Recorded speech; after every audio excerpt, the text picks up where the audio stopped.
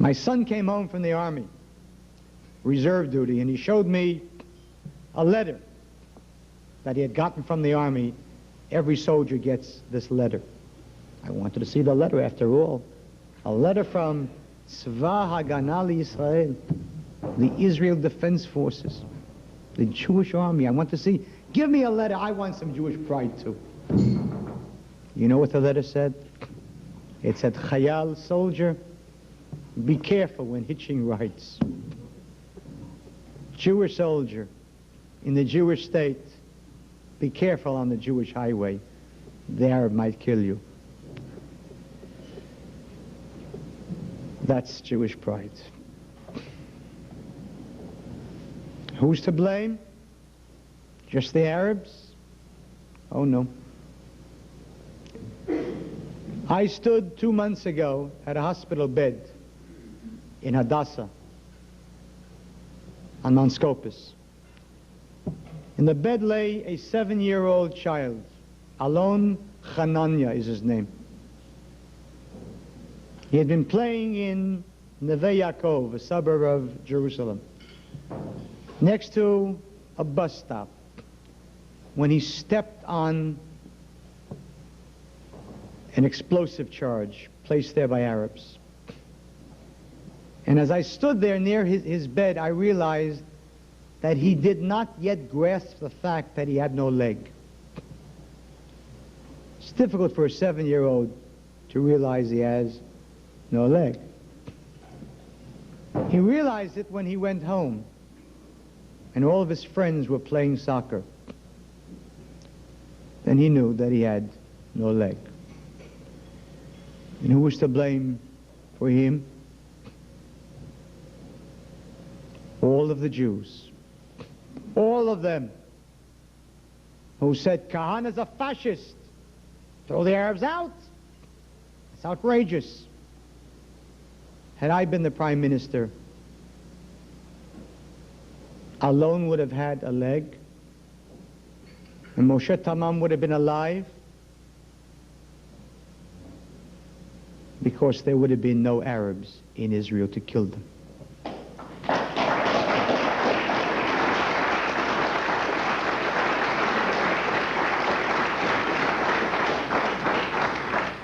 I don't hate Arabs.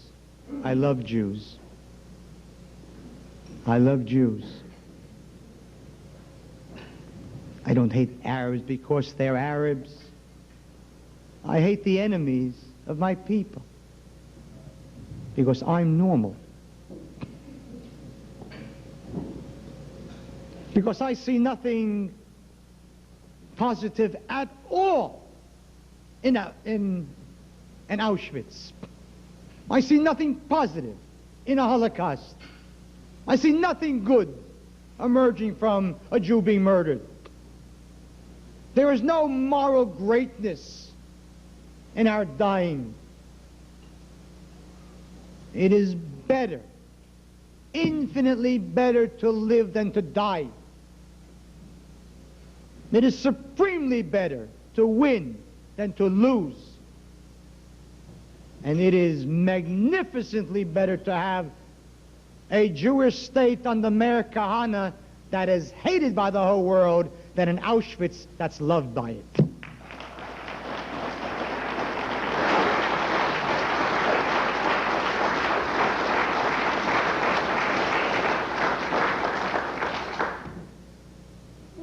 We face a terrible, terrible problem. The Arabs of Israel hate Israel. Is that a surprising thing? Would you not hate Israel if you were an Arab? Would you want to live in a state which is called officially the Jewish state? What contempt liberals and leftists have for other human beings. Only they believe that you can buy people's national pride.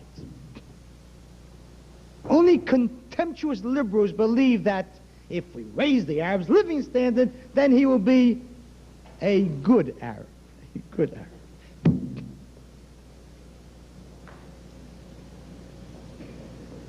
You can't buy an Arab's national pride by giving him an indoor toilet. You can't but make him a good Arab who will love Jews by giving him a scholarship to Hebrew University. The worst of the Arabs, the most dangerous of the Arabs, are precisely those who are studying at Hebrew University. They are the dangerous ones. The revolution never ever came and never ever will come from an ignorant peasant. It comes from the intellectual that we, in our benign Jewish insanity, send with full scholarship to the university. Muhammad Meiri sits in the Knesset, openly PLO. He is a graduate of Hebrew University.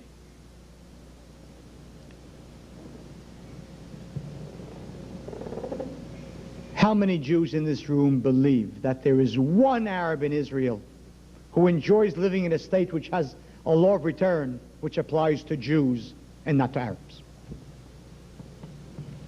How many people in this room believe that there is one Arab in Israel who enjoys living in a state which has a law that says that Arabs, non-Jews, are not allowed to lease state land?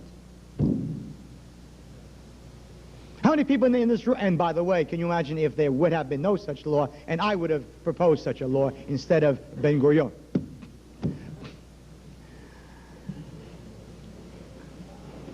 How many people in this room believe that there is one Arab who enjoys living in a state with a national anthem, Hatikva, with the words, Nefesh Yehudi Homia, the soul of a Jew yearning? Oh, he just breaks down in tears. How many Jews in this room believe that there is one Arab in Israel who on Yom Ha'atzmaut, Independence Day, rushes joyfully into the streets to celebrate his defeat? You have to have the utmost contempt for Arabs not to understand that they hate the Jewish state. And not only do they hate the Jewish state, but they are convinced that time is on their side. They see a Jewish state which is so impotent and so weak that it frees 1,150 murderers. Why should Arab terrorists not kill Jews today? What's the worst that can happen? They'll receive 5 times life sentences, or if the court is very strict, 6 times. They'll sit for 3 years in the Hilton Romley prison, and as soon as the Arabs kidnap 2 or 3 Jewish soldiers, they'll go free. So when we presented a bill calling for an automatic death penalty for all terrorists, it was stricken down as racist. Naturally, of course. If I would present a bill tomorrow calling for a resolution by the Knesset that the sun rises in the east, it would be stricken down as racist.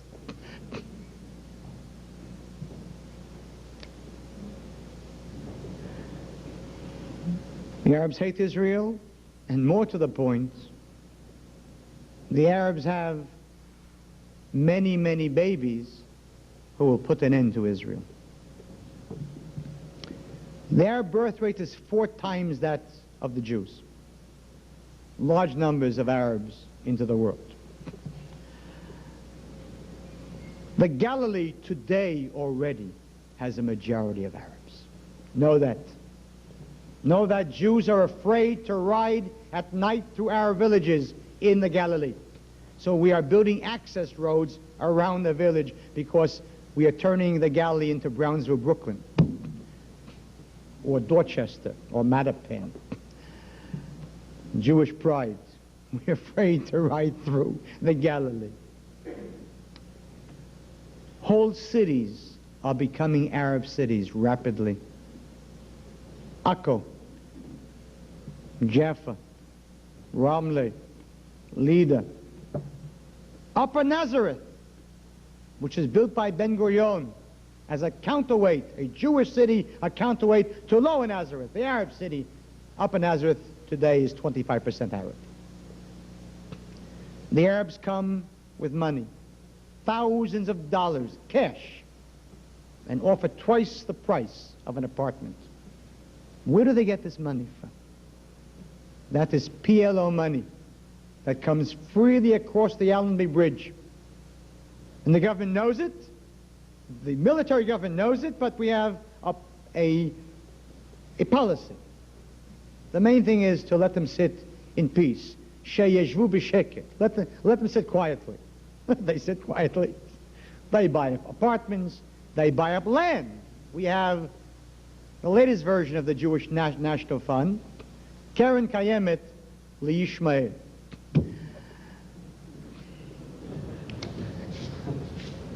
We sit and we say, no, yetov, it'll be good. The idiotic national expression of Israel, yetov. No, it will not be good unless we make it good. How many eyes will sit in the Knesset in 20 years? How many eyes will sit on the Committee of Defense and Security, listening to a top secret report by the Chief of Staff? Maybe the Chief of Staff will be an Arab. Why not? We are all Democrats.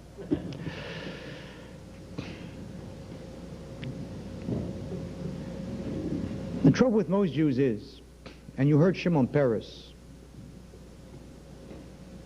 don't worry, it won't happen tomorrow. It won't happen tomorrow. That's the Jewish sickness. The Jew waits until the knife is on his throat, and then he says, quick, let's call an emergency meeting. Eizu chacham, our rabbis tell us, who is wise?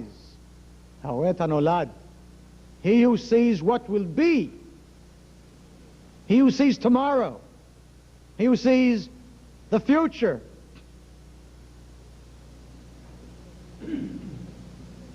Trouble is that we are riddled with guilt. Jews suffer from a 2,000-year-old disease called galut, exile. We are riddled with guilt feelings. Arabs massacre Arabs in Lebanon. Jews get up and beat their breasts. An amazing people. An amazing people. We carry the sins of the world on our shoulders. We ask the world to crucify us so that we shall carry the sins of the world. A people that has been without a country for 2,000 years can never be normal. It is so desperately anxious to be loved, because if the world won't love us, they may kill us. And so to prove our love, we do insane things like committing suicide. Well, I don't want to be loved. I want respect. And you only get it by having self-respect. And I have no guilt. I am not going to lose my state to anyone, to our bullets or to our babies. I want the Arabs out.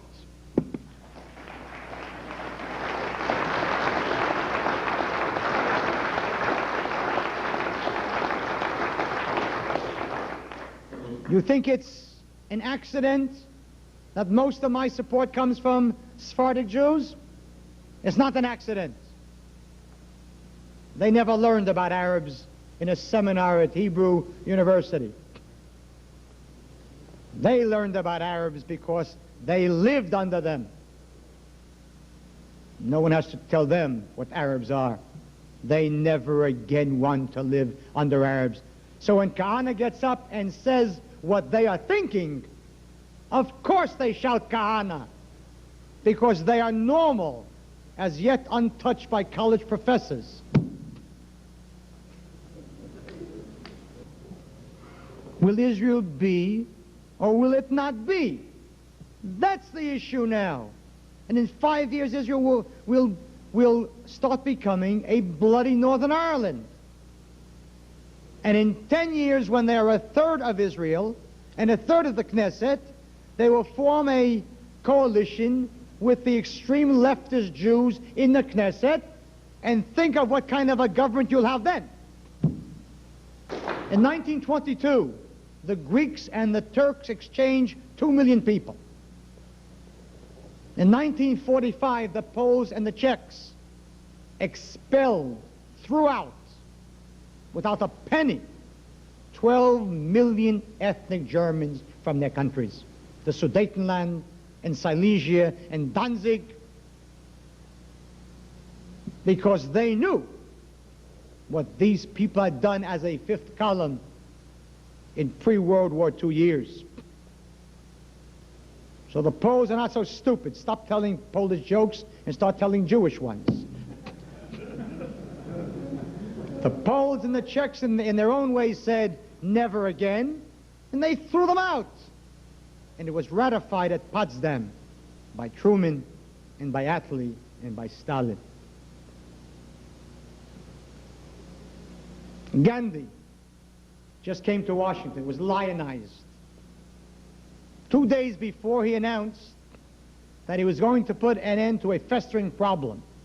500,000 refugees from Bangladesh would come to Assam province, and rioting and tension and ethnic problems, and he said, there's only one answer: we're going to throw them out. He was lionized. He finally is bringing peace to Assam. Perhaps I too may win a Nobel Prize.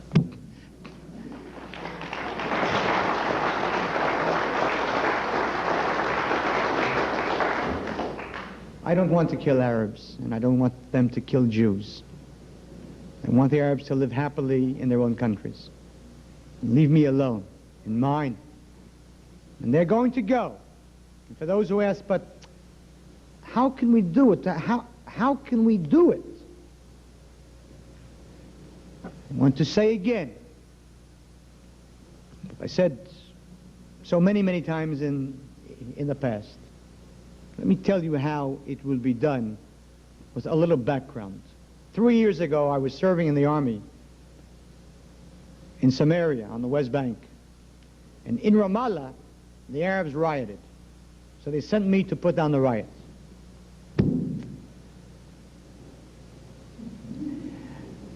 Within 5 minutes, the word spread through town that Kahane is here, the rioting stopped.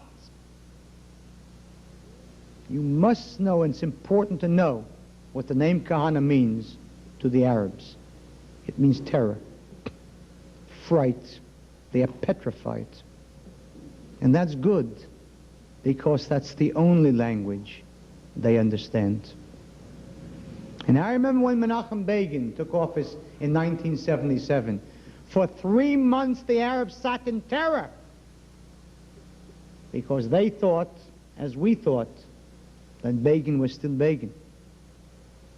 The pity was that he already wasn't. But I want you to know that Meir Kahane will always be Meir Kahane.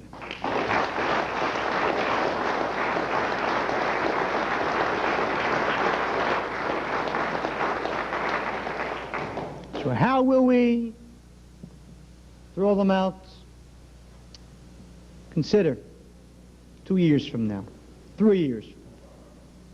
God's help, the Arab wakes up in the morning, puts on the radio, and hears the news. The new prime minister is Kahane. Can you imagine what goes through his mind and his heart? How will we send them out? Half of them will run away the first day. I find it incredible. Sometimes even I, who know that Jews are a little bit mad, to hear Shimon Peres publicly call King Hussein a man of peace. And then he comes up and he says, we're against arms for Jordan. No. A normal people? Who asked you to say it? Who asked you to say it?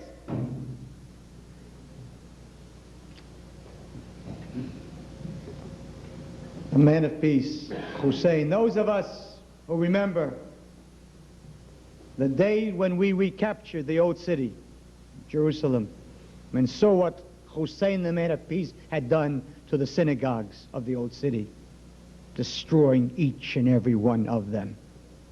What a man of peace. A man who went to war in 1967. What did he want then?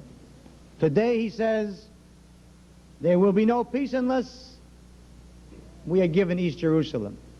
Well, who do you think had East Jerusalem in 1967? The Hadassah? Of course Hussein had it.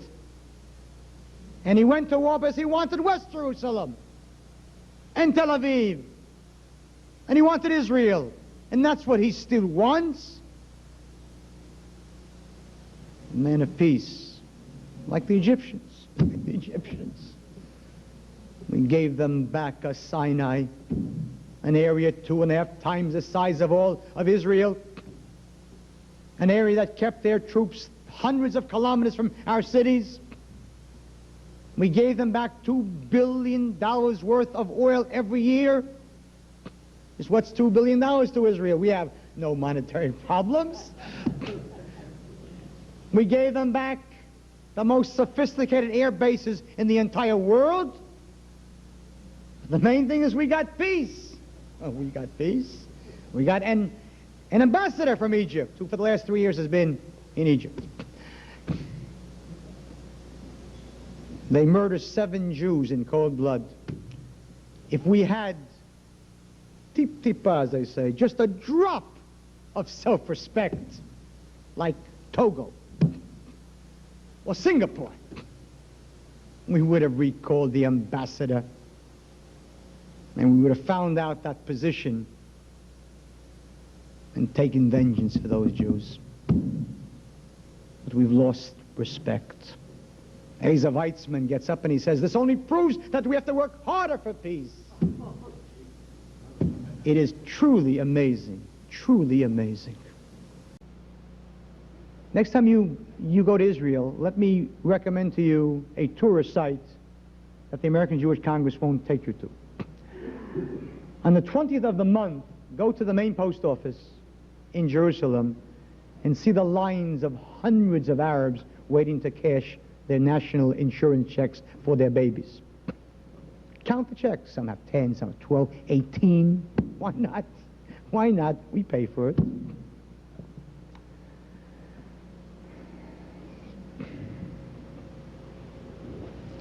They're going to go.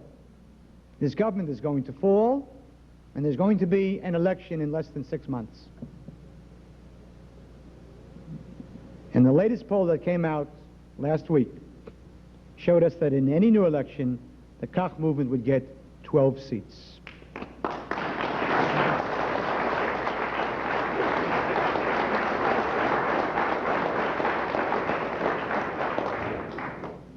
That's why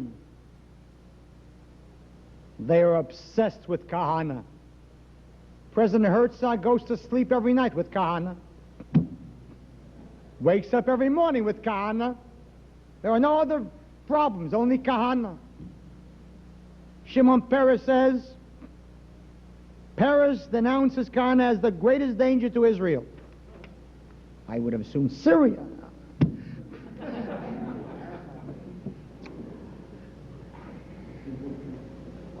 That's why the U.S. government revoked my passport. It's collusion between the Israeli government and Washington. The Israeli government is terrified of how many seats I'll take. 12 seats? For every Jew who is ready to admit to the pollster that he will vote for Kahane, there's another one who will vote for Kahane who is still afraid to admit it to the pollster. I have the Sephardic Jews, I have the young Jews, I have the army. They know that. I have the future.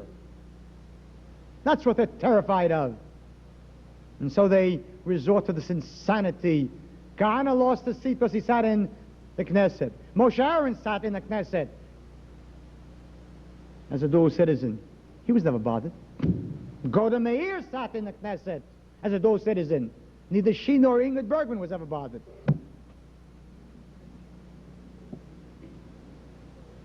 It's not Kahane's legal status, it's his political views. It's not going to help them. It's such a raw deal that even the ACLU said that they'll defend me.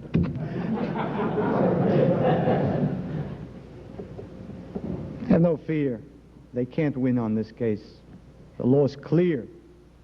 The Supreme Court has clearly stated that no American citizen, no person born in this country can lose a citizenship unless he gets up and says, I am giving it up.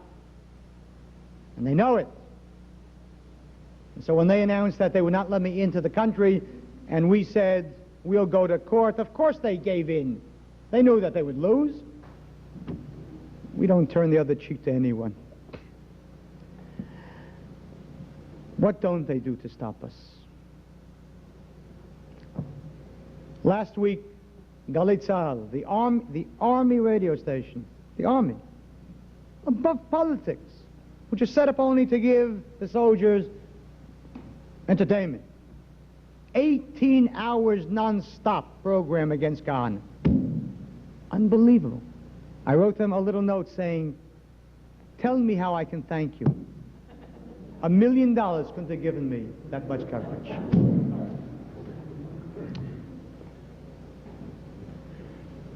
They refuse to allow me to speak in the schools of Israel. The only Knesset member that is not allowed to speak in schools. So what happened? They held a poll in the schools after I wasn't allowed to speak, and 40% of the students said that they would vote for Kahane.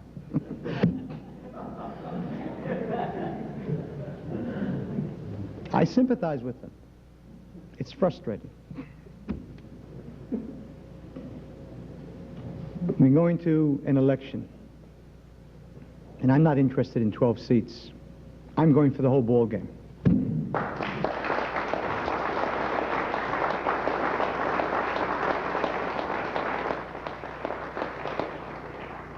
I want to be part of a government in 6 months made up of Kahane and Arik Sharon and Raful, and then the Arabs will see.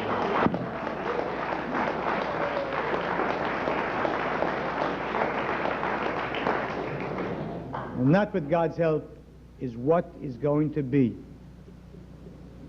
And that's why I need you. You can't vote, but you can help me get votes. We are on a high today. We are on a roll. Only those who travel with me for a week in Israel to the rallies and see the enormous crowds and the hugs and the kissing and the shouting of Kahane, only those people know the strength and the power that we have today. We are giving the Jew in Israel back his hope and his pride and his strength. We promised the Jew in Israel only one thing. Your children will live in a Jewish state.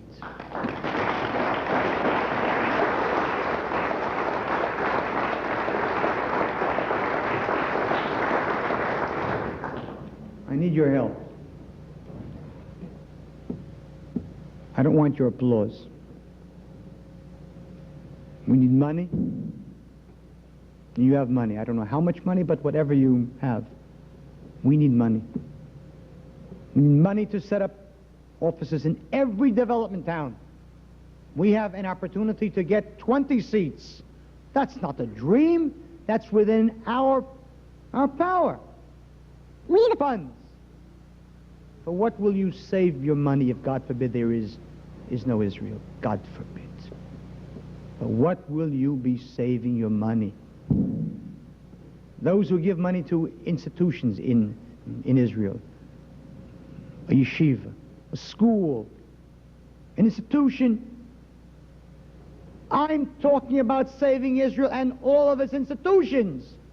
There will be no institutions for you to give to if we lose. This election's choice is not between Kahane or the Likud or Tchia. It's between Kahane and the PLO. That's what the choice is. God forbid if we lose. Do you know what the Arabs would do to us?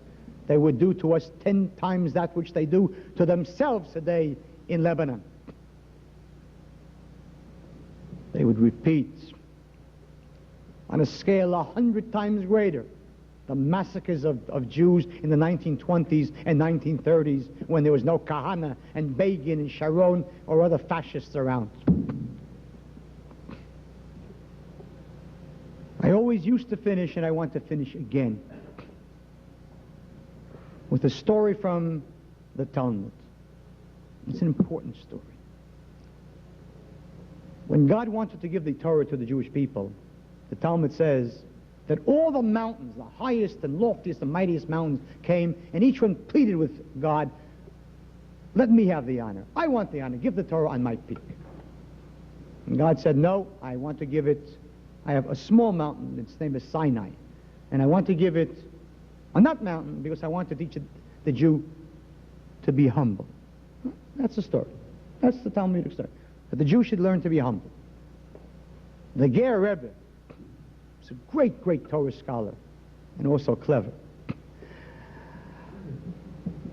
Studied this particular portion and they asked an obvious question, which I'm sure many of you have asked already. That if God wanted to teach the Jew to be humble, why didn't he give the Torah in a valley? It's probably the most humble possible place. Give it in the valley. And he gave a better answer. He said, God wanted to teach the Jews two things. One, to be humble. Two, don't be too humble. Never be a valley.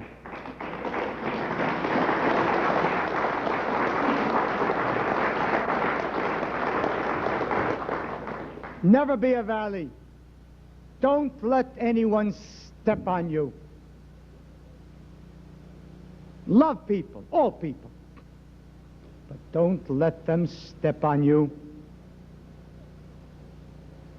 The world loves us after every Holocaust. They give us monuments and plaques, and Jimmy Carter gives a Holocaust commission. Keep your commission, shove it. I'm tired of Kaddish. I'm tired of Kaddish, and I'm tired of yard sites, and I'm tired of requiem masses, and I'm tired of Jews dying. Never be a valley. Be a mountain, not an arrogant mountain, but be a mountain. We don't wait for the Messiah. We bring him.